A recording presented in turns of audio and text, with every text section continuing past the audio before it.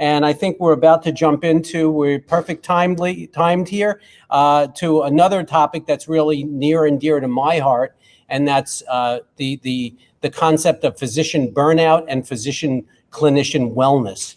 And we have a great group of knowledge leaders in this area speaking with us who are also part of the network. Hey everybody, up next we have an amazing topic that we've covered so much in the past couple of months, physician burnout. So I'd like to introduce you to Lindsay Williams, who's going to be moderating this panel. Lindsay is currently the CEO and founder from MyUTI. Lindsay, it's a pleasure to have you. Hello, thank you for having me. I'm so thrilled to be here to discuss this topic. It's such an important conversation to have. And joining me on the panel today is the CEO of Sempell, Pennie Sempell. Pennie, thank you so much for coming on, as well as Dr. Dike Drummond, the CEO of The Happy MD. Thank you. Thank you all for coming. So just to open up, if you guys don't mind just giving us a quick background, Pennie, we'll start with you, maybe just a 1 to 2 minute introduction kind of on your background and your company. Okay, thank you. So my background started in the beginning days of mind-body medicine. I was a UC Berkeley psych student and interning at a biofeedback institute, and was amazed by how you could think about something that upset you yesterday and that GSR meter would just jump up to the top, how quickly the thoughts in the mind translate into the body.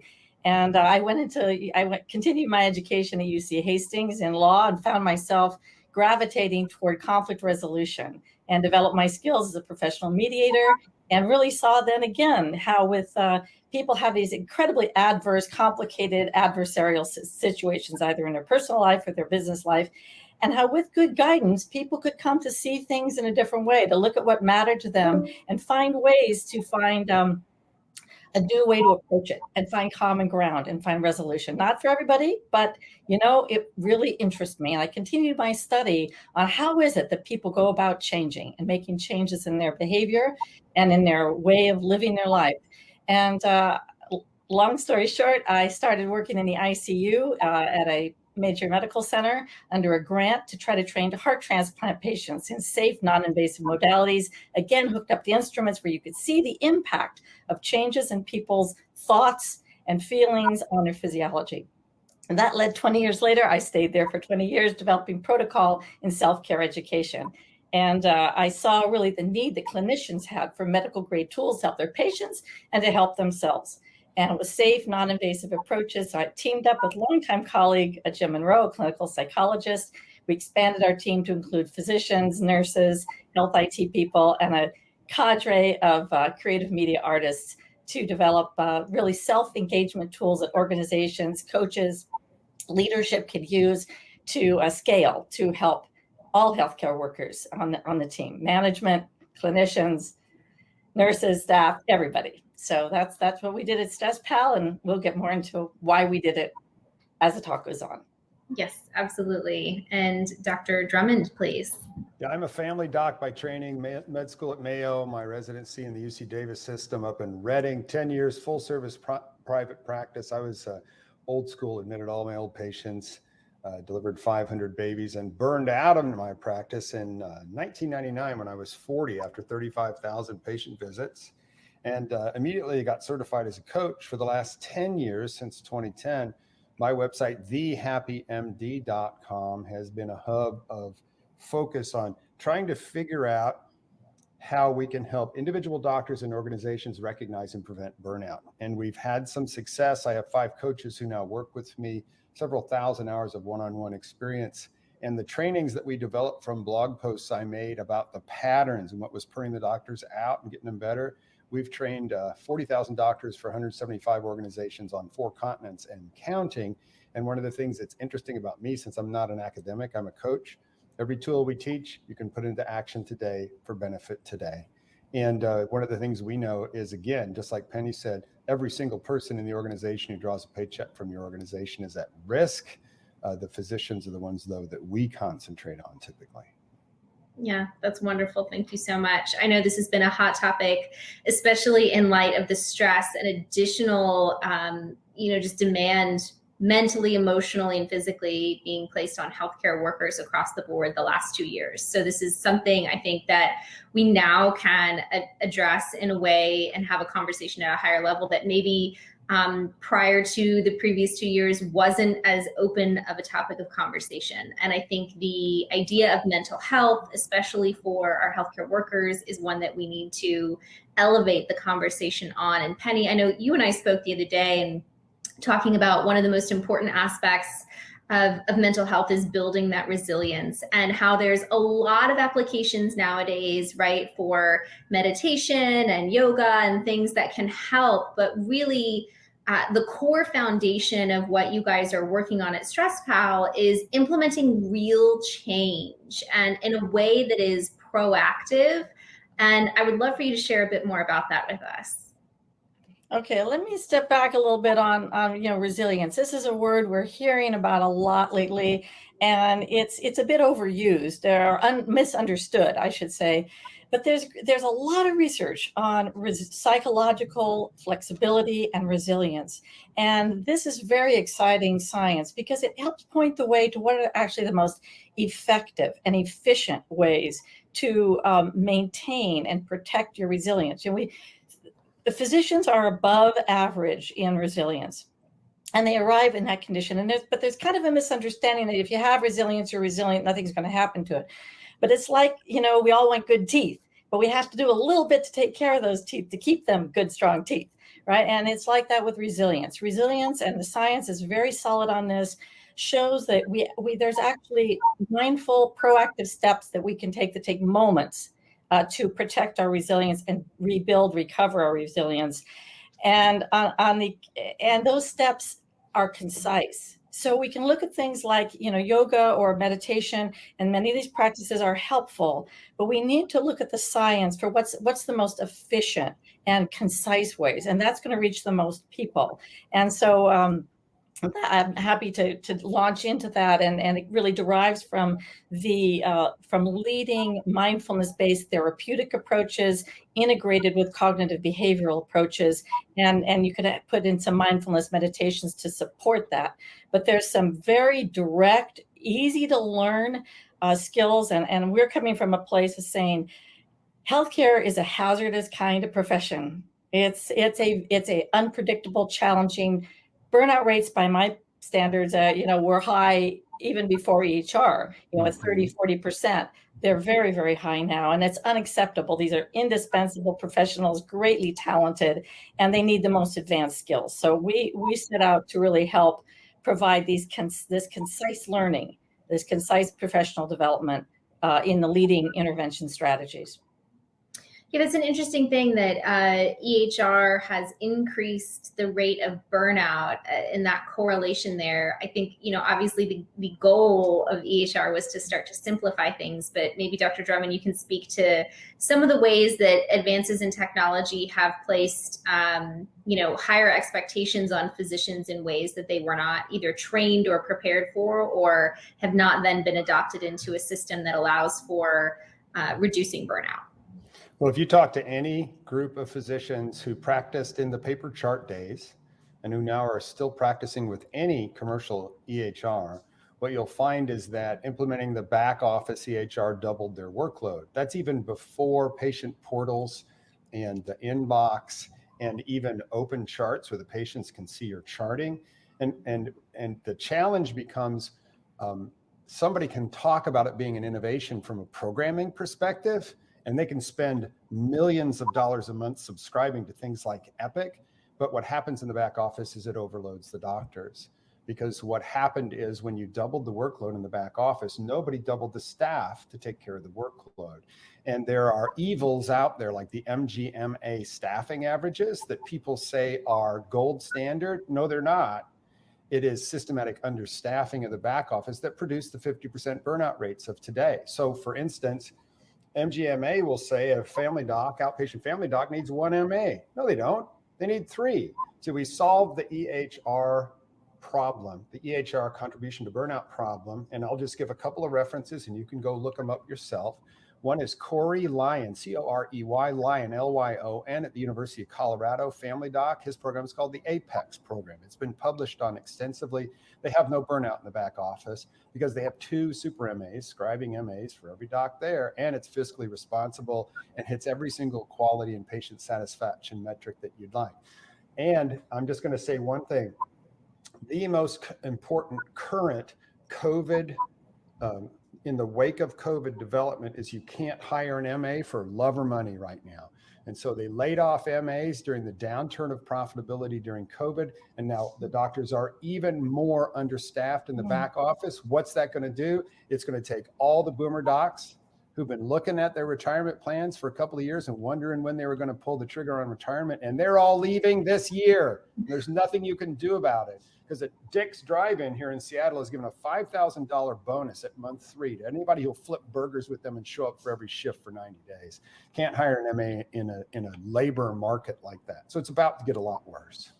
Interesting. Very interesting. So, I mean, not only are we having a burnout issue, but we're going to have a massive, which we've been saying for years, physician shortage, right? That's just been increasing.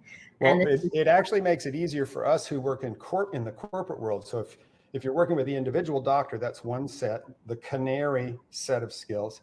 If you're working with the leadership, that's the coal mine set of skills. What it does is it focuses us all, it'll help us focus the leadership team in the future on just one kingpin metric.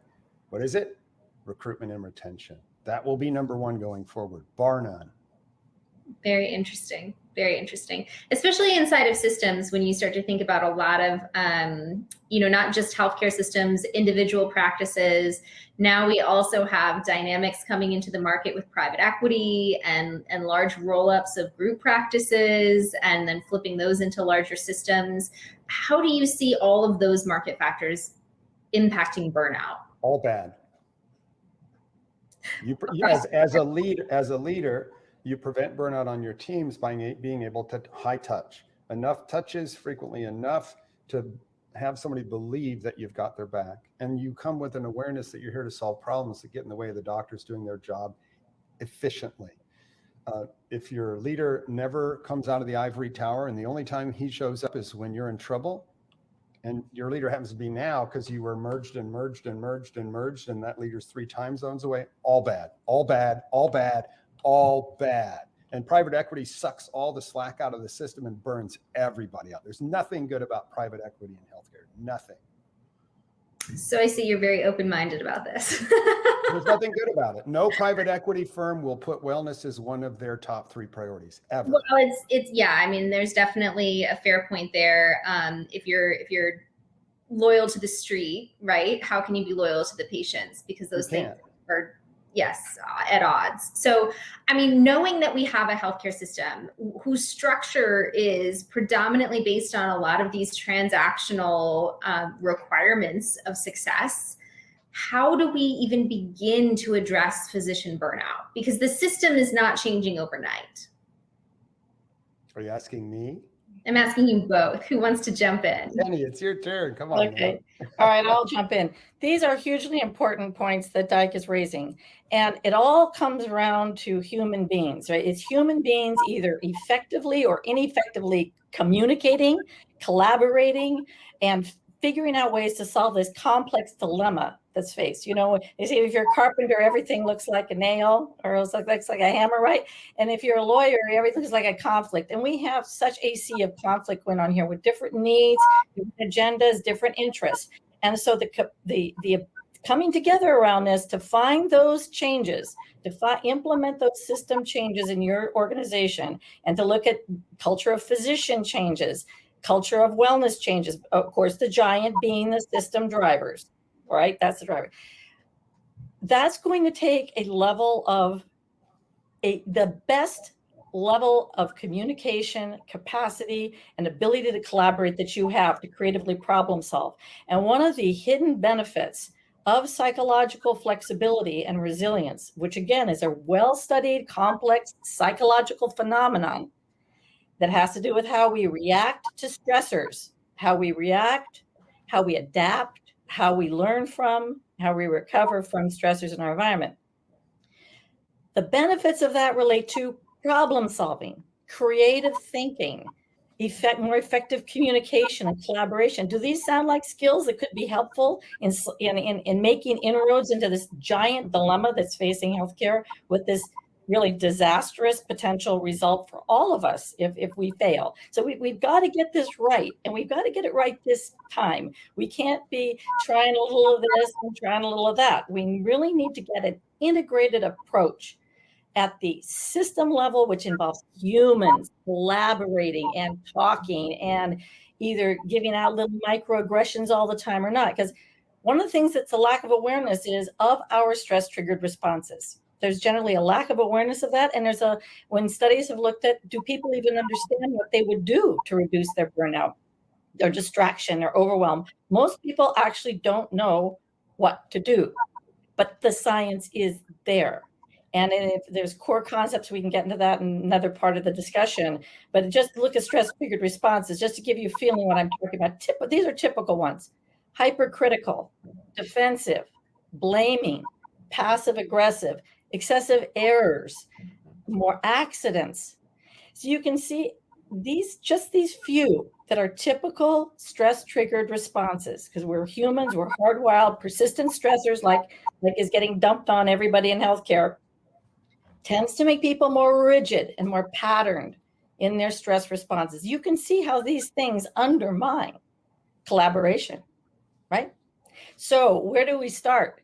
We start with the individual, not with the idea that it's the individual's fault, but with the idea that if you can improve your own capacity for communication and collaboration and your own personal resilience, you are going to be at more the top of your game as an influencer and a decision maker in making these changes that are needed now and in the coming years, and to be effective at that.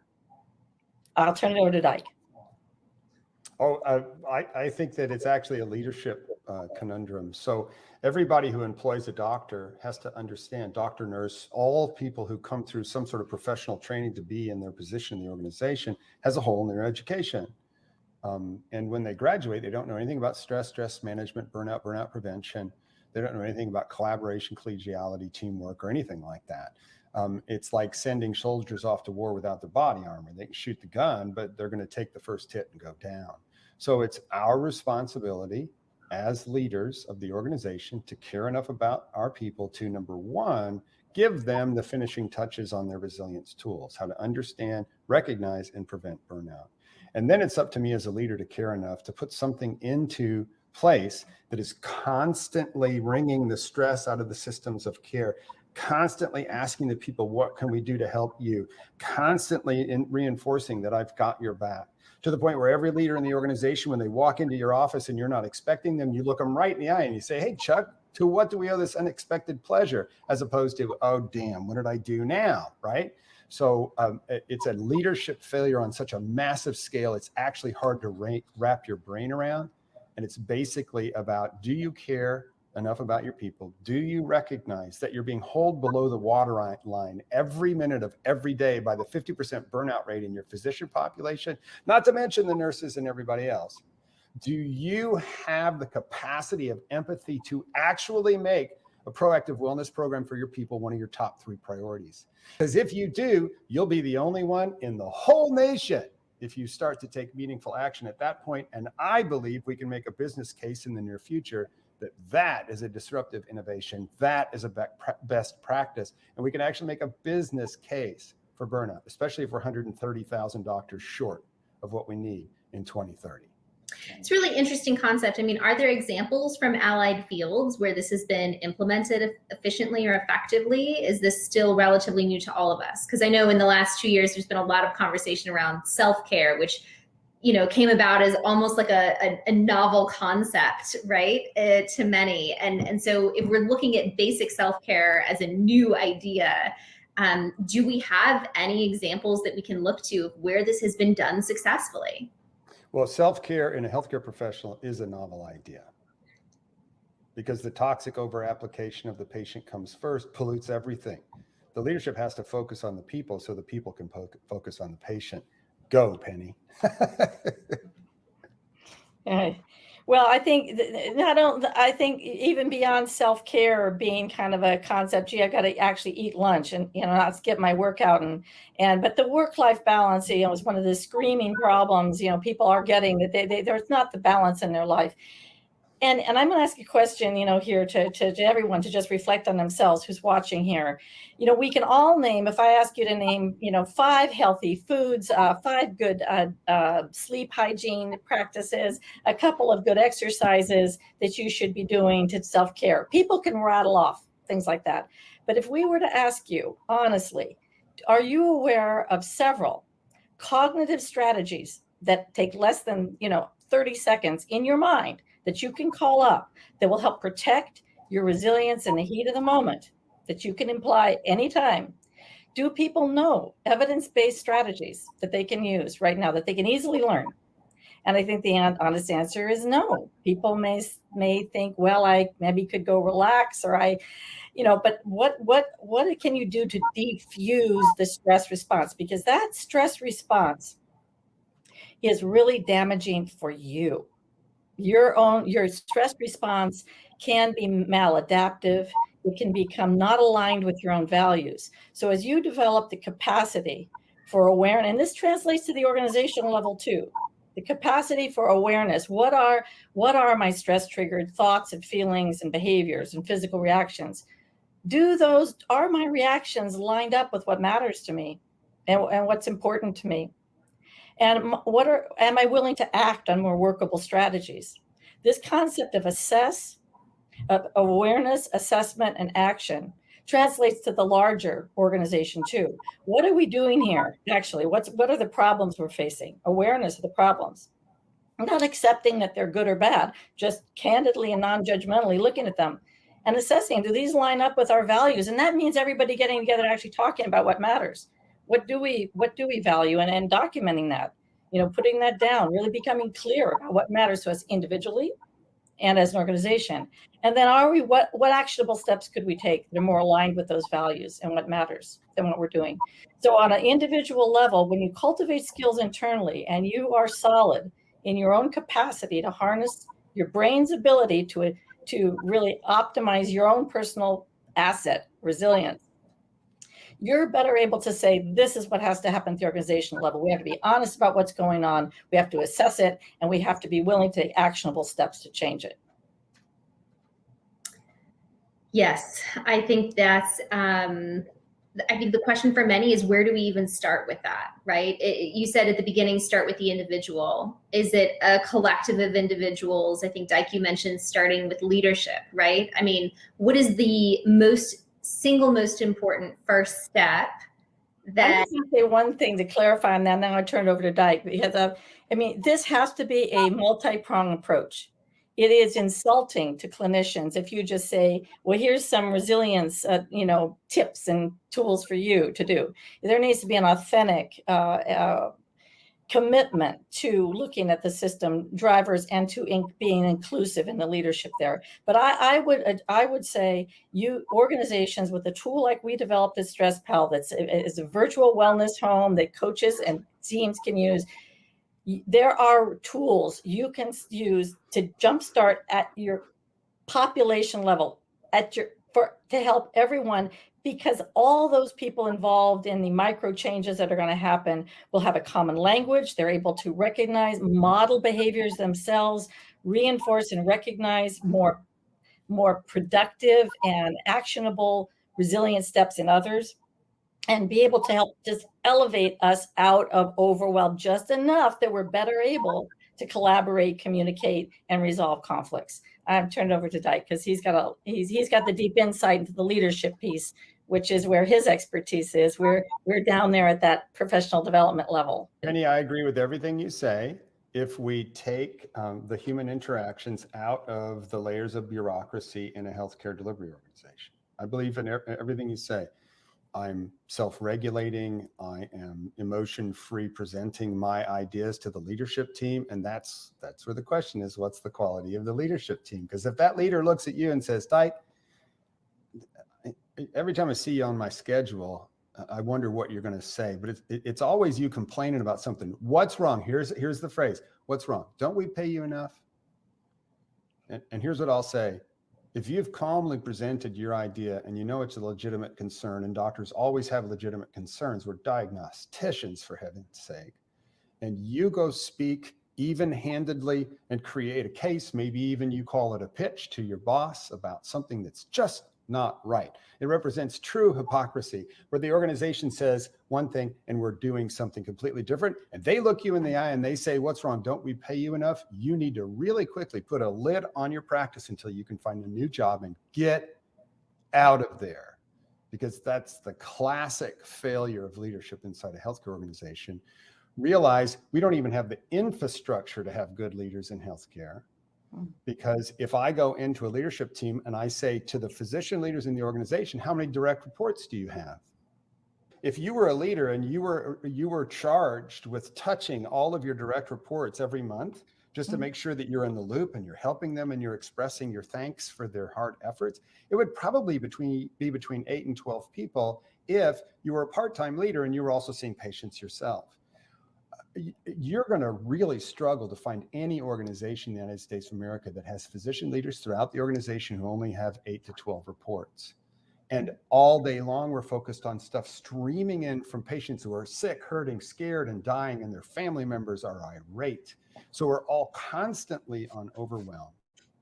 And so the challenge is inside the bureaucracy, with the patient always come first, with poor leadership. Yes, you can defend yourself. The canary can defend itself.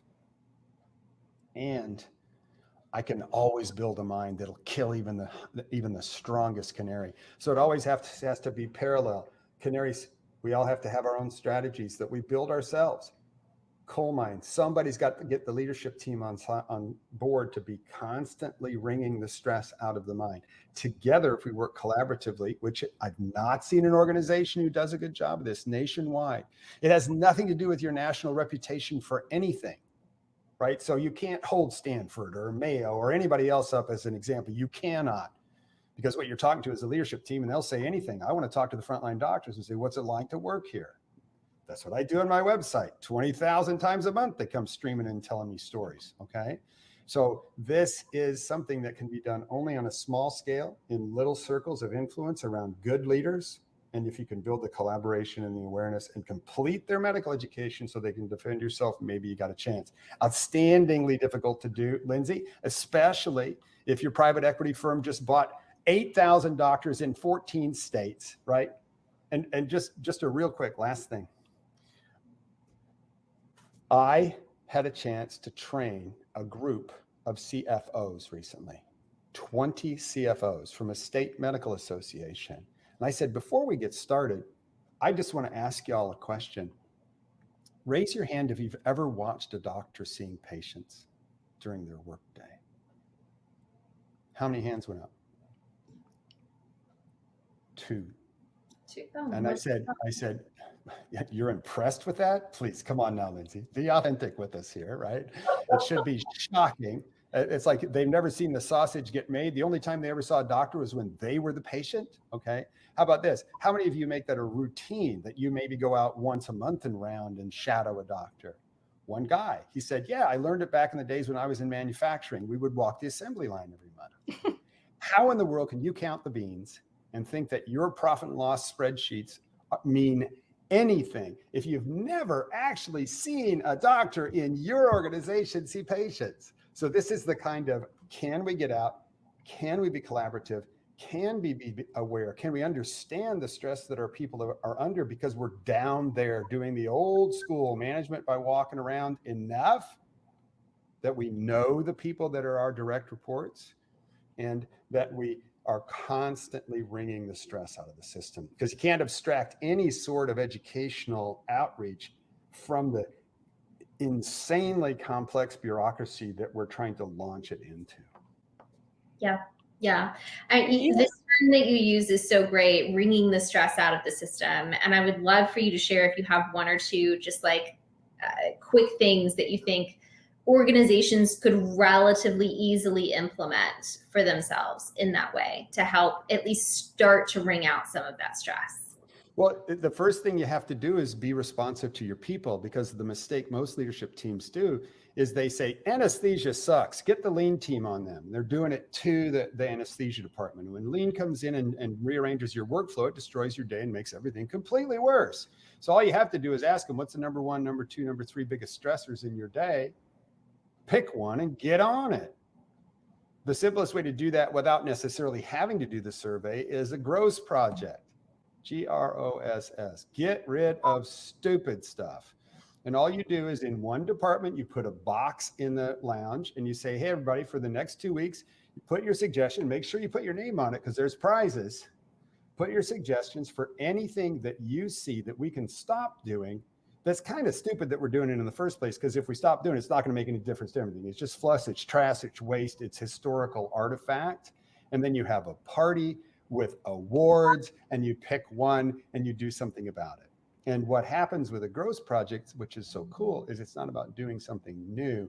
It's about stopping doing something old that isn't working. So what it does is it frees bandwidth. Everybody's overloaded. Freeing bandwidth is your number one task. Perfect. Pennie, I think you were going to chime in on some of that. I'm a very strong advocate for inclusiveness of the nursing team, other clinicians, non-clinicians, and the full cadre of management staff.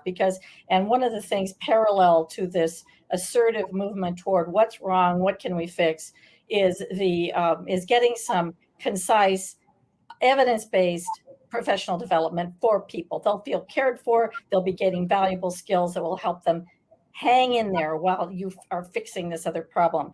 But I wanted to say something else. You talked about where can we look. I think within medicine itself, the building of the culture of safety for patients was done, and looked at the airline industry for how can we create more safety around acknowledging where there are problems. How can we really start looking at the way we do things for building more safe environments for patients. And that's not a bad model for your team, right? I mean, because we need to create a safety net for our health workers. By that, I mean everybody in the picture. And that's millions of people. And I didn't say earlier, but, we've got this looming public health crisis, but we have an immediate personal tragedy going on for millions of people. And as Dike said, your difficulty getting MAs to come in and so forth. But if we look at safety and how built culture of safety, that's an analogy that medicine knows. And building a culture of wellness and resilience is going to take those micro looks at things and how can we make it safe to talk about? How can we make it safe to bring things up?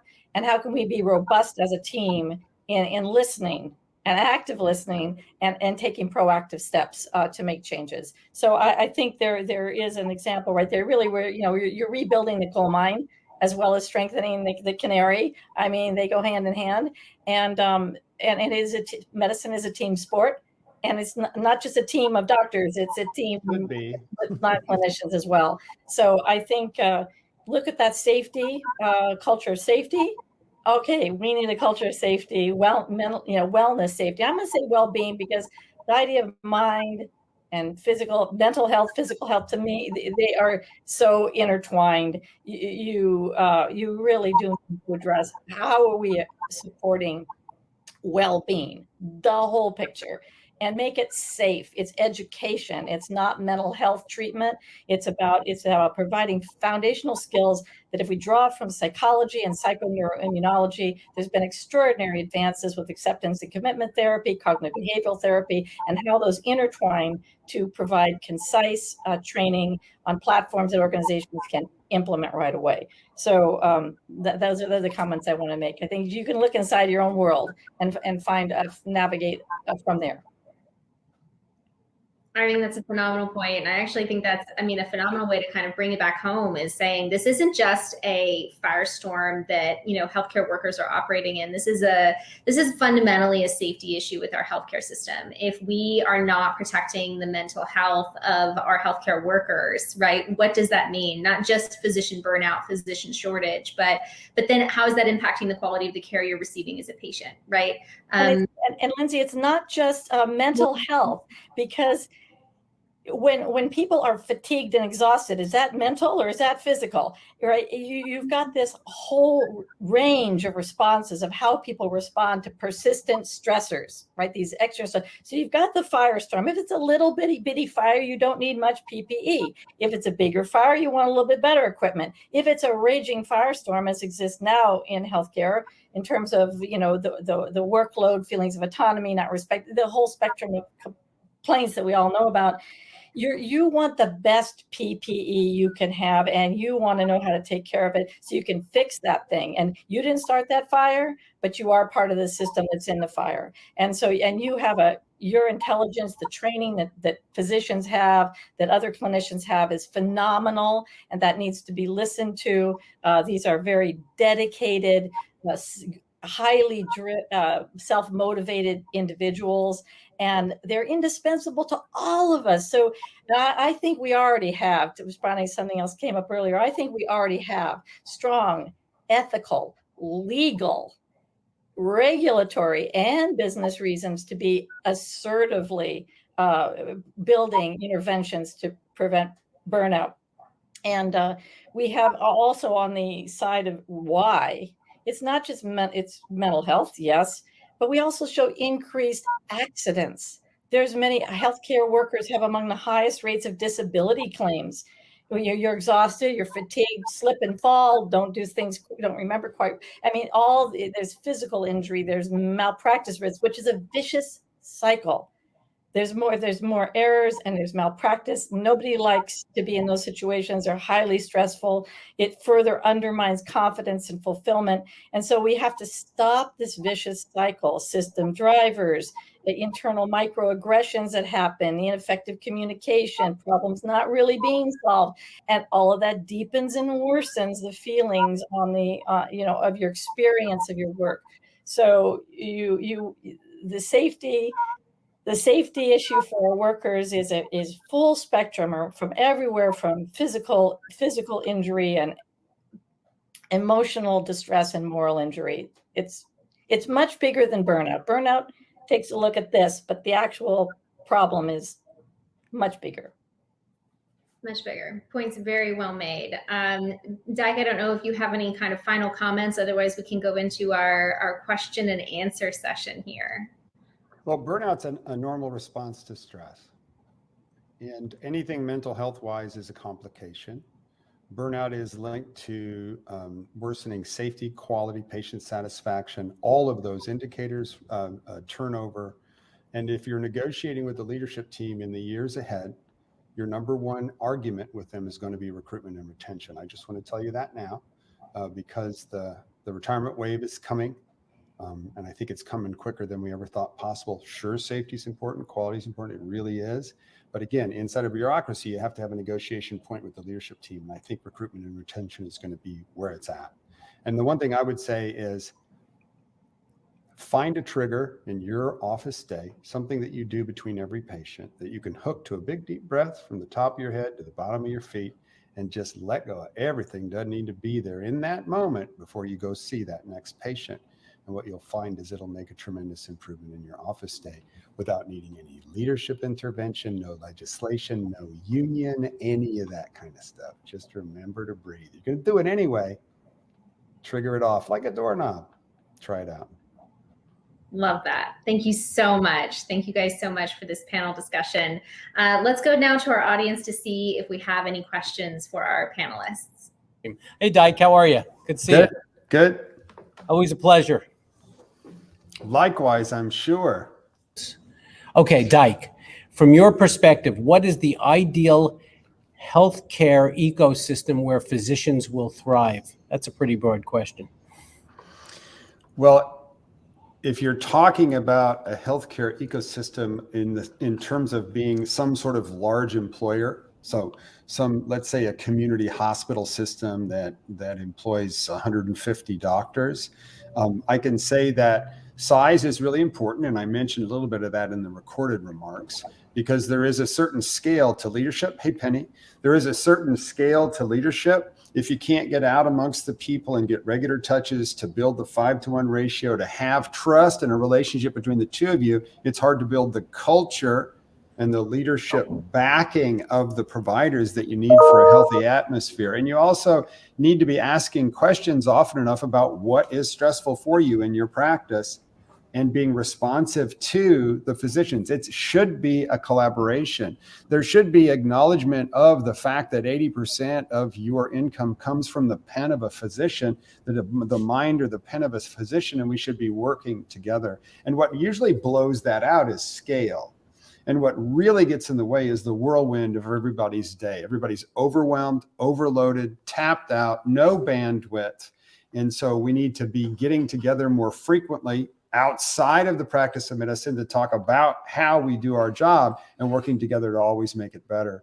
And then the organization, if you employ these people, is responsible for completing their medical education and giving them the tools for resilience. Yes, we're resilient, meaning we survived residency, but we didn't learn how to take care of ourselves through a lifetime of being a healthcare provider. Medical school and residency are survival contests. Hey, Lindsay.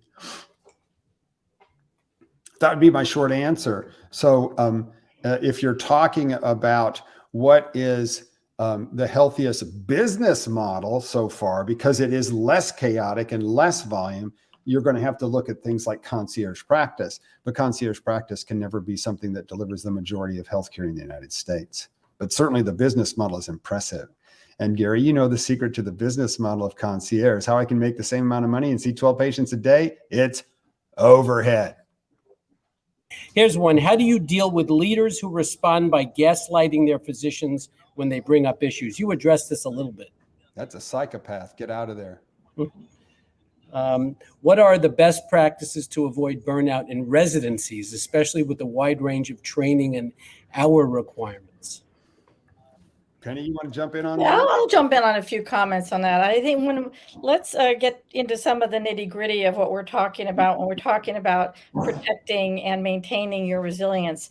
Because that's where the education could really come in early on. That's why we created a virtual wellness home in Sempell with a professional development tool, as well as something that could scale for the students, trainees, and everyone in practice by having you do incremental learning that expands the brain's extraordinary capacity to change your stress triggered responses. And here is where you do have measure of control and choice around how your brain functions in those first instances of the stressor. And these stressors are many. We've described this in great detail. But when the stressors come along, with the path, the evidence path, and just is kind of a teeny tiny Reader's Digest version, is the leading for efficient skills around protecting your resilience, is around learning how to become aware of your stress triggered thoughts, behaviors, physical responses, and to be able to observe those in yourself and others, to be able to identify what's really important to you and what you value, be able to call both of these up in the moment, right in the heat of the moment when the conflict is happening. What matters to me? What's important to me here? How am I thinking, feeling, reacting? How are they thinking, feeling, reacting? And then making a choice on the more workable strategies. And these strategies are ones that would take more time than we have here to identify, but they can be learned over a brief course of training. We're talking about, 4 hours or so spread over a month.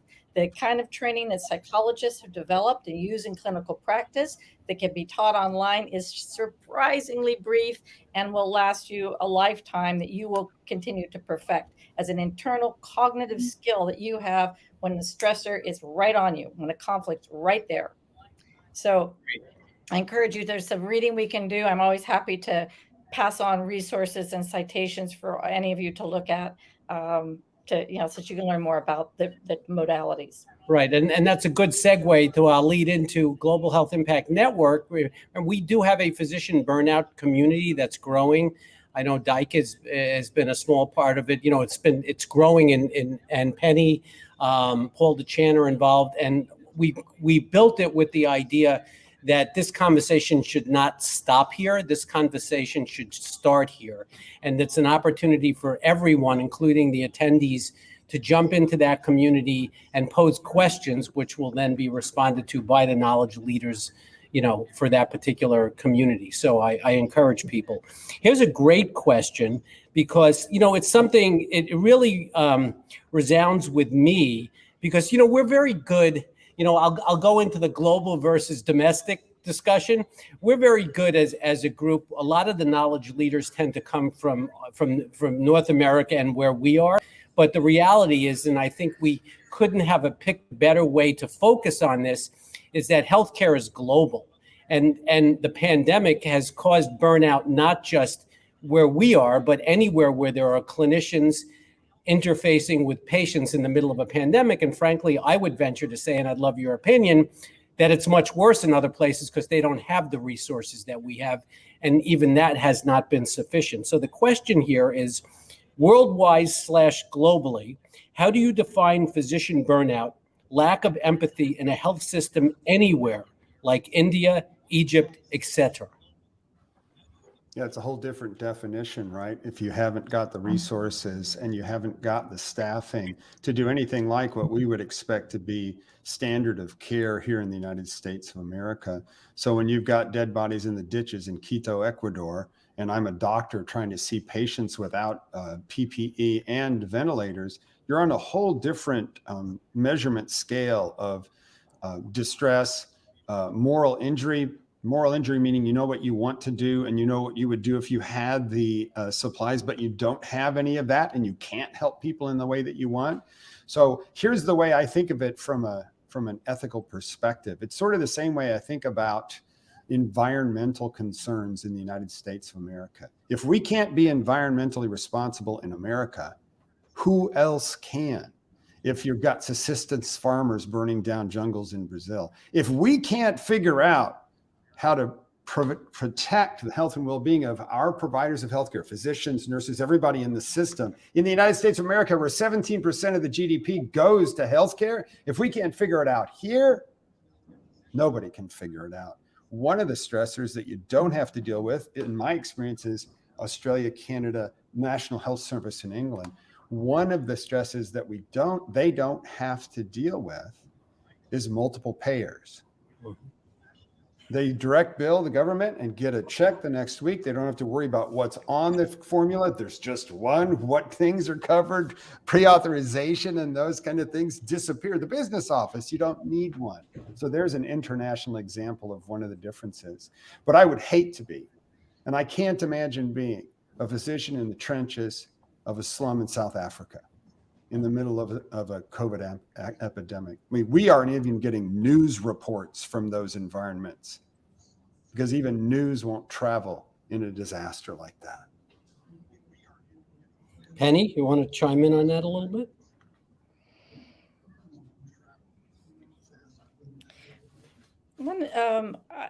I find I actually maybe you could narrow the question a little bit more, because and to how it might relate to the burnout that we're experiencing here. Right. I mean, when I talk, from my perspective, when I look at burnout and when I speak about burnout with my colleagues, it's important also, and the pandemic has really shown a light on this, is that burnout is not just the clinicians. I mean, burnout right now is from the C-suite down, and is, as much as I hate to admit it, they're experiencing as much burnout as we are. And even now, we're quote unquote, we're on the upswing of the pandemic, which is arguably, another discussion that we can have, is that we have, even in our local hospitals here in Silicon Valley and San Francisco, not enough nurses. Dike talked about it, not enough doctors. People are leaving in swarms from healthcare. So the burnout is finding its way up to a C-suite where they can't find clinicians to take care of the patients that are coming. And now the ICUs are getting full again. I mean, my wife's an obstetrician, and today she told me there were 12 pregnant COVID patients in the ICU as of last night in our local hospital. So we don't even have the appropriate resources here to address this. And I guess my question after that little soliloquy is that the solution has to be more than, it has to be preventative. It has to be episodic in that we have a huge crisis now of episodic burnout that needs to be addressed. And then how do we come up with a solution that's both preventative as well as episodic in the now? You know, because there are different solutions between you two and Paul. You're all in different aspects of the solutions of burnout. Dike spends his time and his effort exactly dealing with individual clinicians and practices and at the level of burnout. Whereas Paul tends to address it more at the executive corporate C-suite level, and you're in somewhere in between, but coming it from more of a preventative educational and as well as what I guess we would call digital therapeutic perspective at this point. So it has to be all over the map, and yet like everything else in healthcare right now, everything is siloed. You know, Dike is working in his network and you're working in your network. Paul's working in his network. We're trying to pull it all together in our network. How do we fix that part of it? Okay, well, there's a lot there. Right? There is. We could have a very good hour-long conversation just on this point. And I think part of this is unpacking the different pieces of it. Like with any complex problem, you might say, you might compare it to in a legal setting, a giant class action suit where there's many factors to it. Part of it you're going to have to parcel out. One of the things that we are attempting to do with our program is to provide that platform that helps make an integrative hub so that you really can start integrating your wellness initiatives and your leaders can start being coaches right on that platform with your teams. That's something so that you can really build that internally in your organization. So I think that, we do see our program both as something that facilitates that integration because we see that lacking.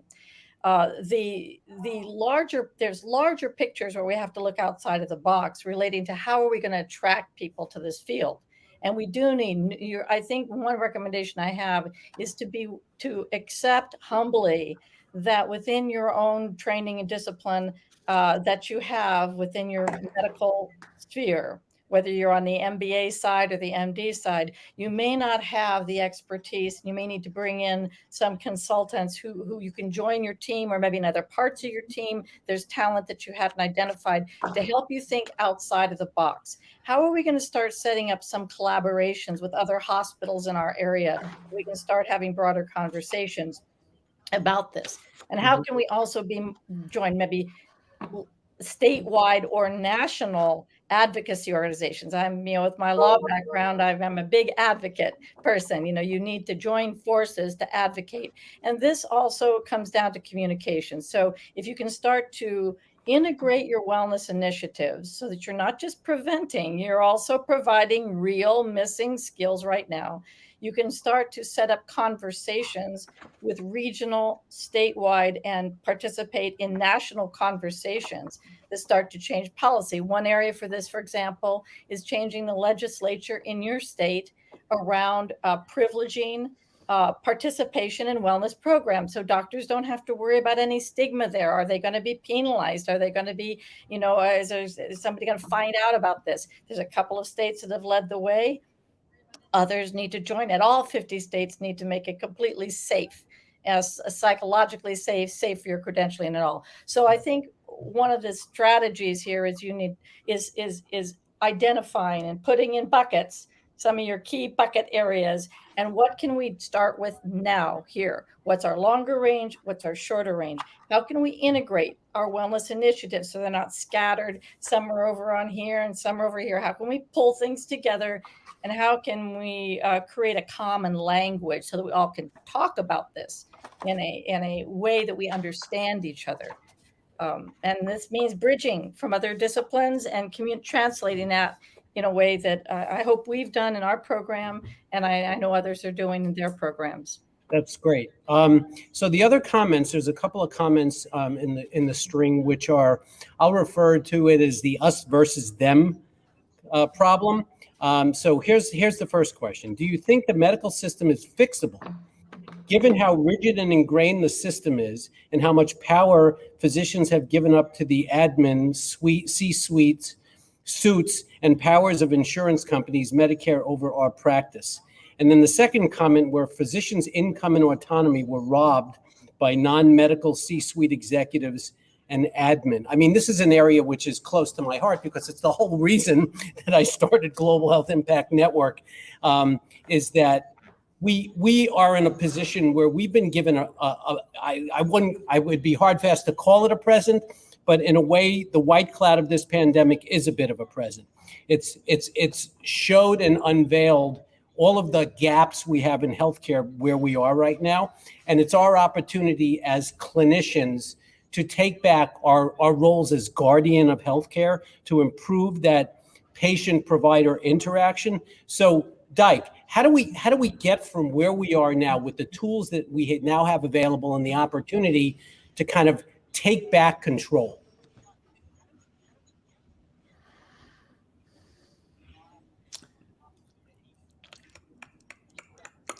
Certainly, the pendulum has swung in favor of the business savvy folks gathering together doctors as commodities into pools of employees.